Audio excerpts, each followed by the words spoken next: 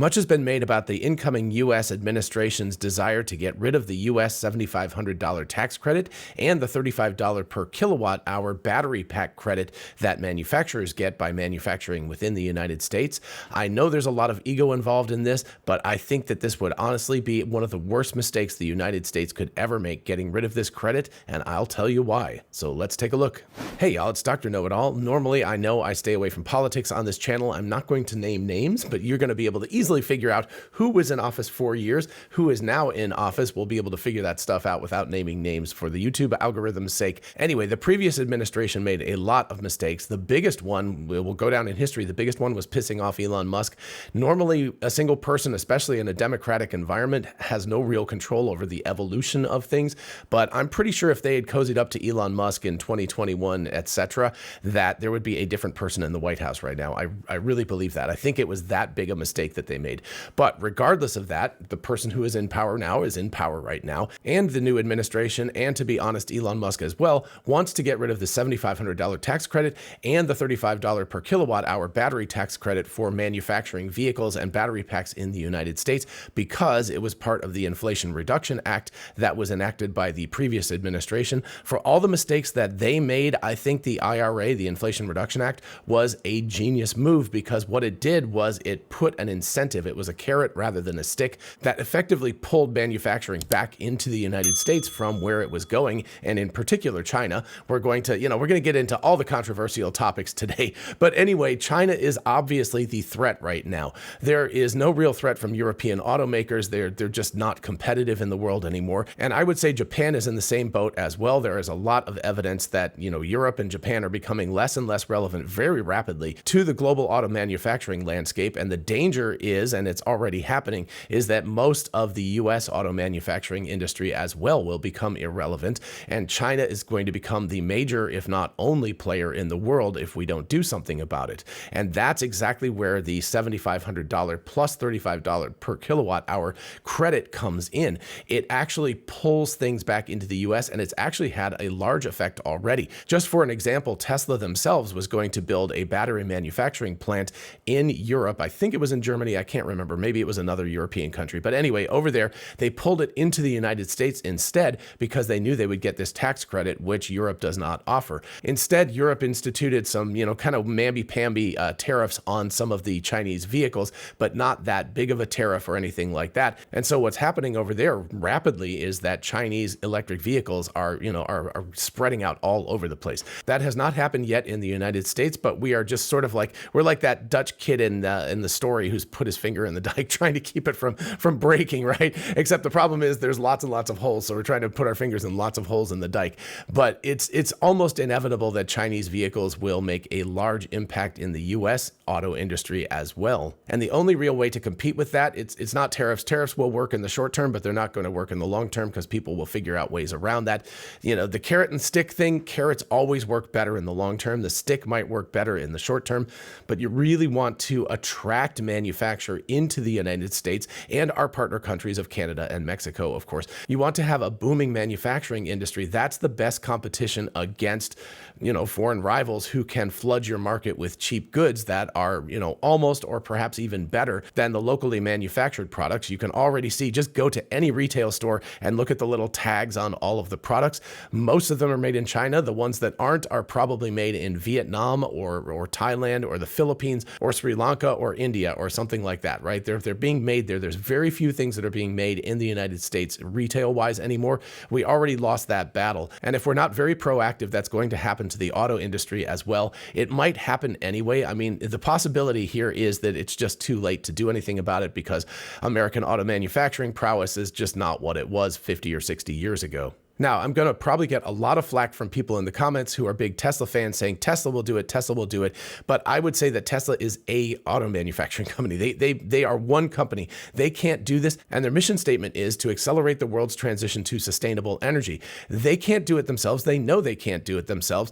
And getting rid of this tax credit in the United States is doing the opposite of accelerating that transition. It's actually putting the brakes on that transition and allowing legacy vehicle manufacturers like GM, like Ford, like Stellantis. To some extent, Stellantis is becoming very, very rapidly irrelevant. But anyway, it's allowing these companies to continue to make gas cars and maybe non-plug-in hybrid vehicles as well, which are like worst things ever. They're like the worst compromise. They're the worst of both worlds. But anyway, it would allow them to continue to create gas cars and make short-term profits, which will make them happy. It'll make their shareholders happy. But the ultimate effect of this is that we won't have as much electric vehicle competition in the United States as we would have if we pressed forward as rapidly as possible. In fact, I think we should actually give bigger incentives instead of smaller ones.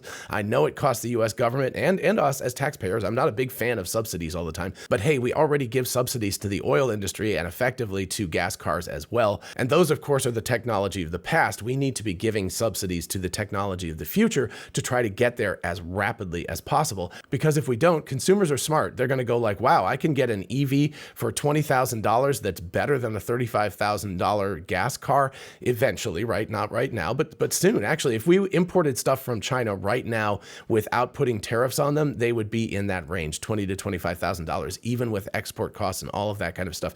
We would be looking at electric vehicles that are as good as gas cars that cost more than them. And of course, then you don't have nearly the kind of total cost of ownership over time with an electric vehicle as you do with a gas car. So the only reason why electric vehicles are not more popular in the United States yet is basically that we have Tesla and a few other companies selling high-end vehicles that of course have a lot more features, and I would only choose to buy a Tesla, but there are a lot of people who would choose to buy a cheaper electric vehicle. And while I haven't had the opportunity to go to China and drive their vehicles, the people that do, even outside of China, in other countries like Australia and the UK and the EU and stuff, who drive these vehicles are like, these are actually pretty darn good vehicles, right? So if you can get a vehicle that is sticker price cheaper than a gas car and it's got a lower total cost of ownership, people are going to flood to that type of vehicle. And Tesla is not doing that, and GM is not really doing that. Yeah, they have some less expensive vehicles, and Ford is not doing that, and certainly Stellantis is not doing that. So where are people going to get these? They're going to get these from Chinese manufacturers.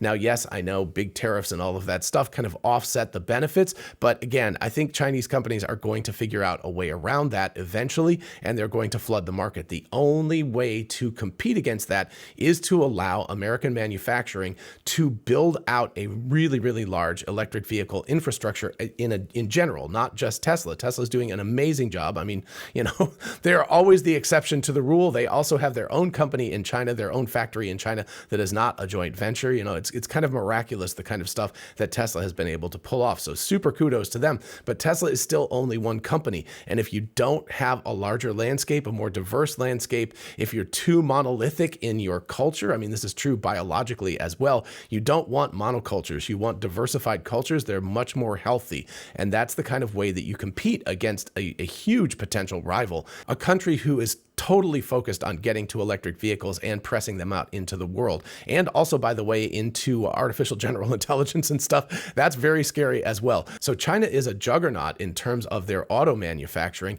And the United States, we've got to put ego aside. Everybody involved in the current administration has got to put ego aside and really look at what's going to happen in the next 4 or 5 years if we don't build out a large electric vehicle infrastructure. What we're going to get is a bunch of legacy gas cars that people are going to think is good enough right now because they don't see the competition, because it's being hidden from them through tariffs and stuff like that. But when that wall breaks, there will be absolutely no defense against it.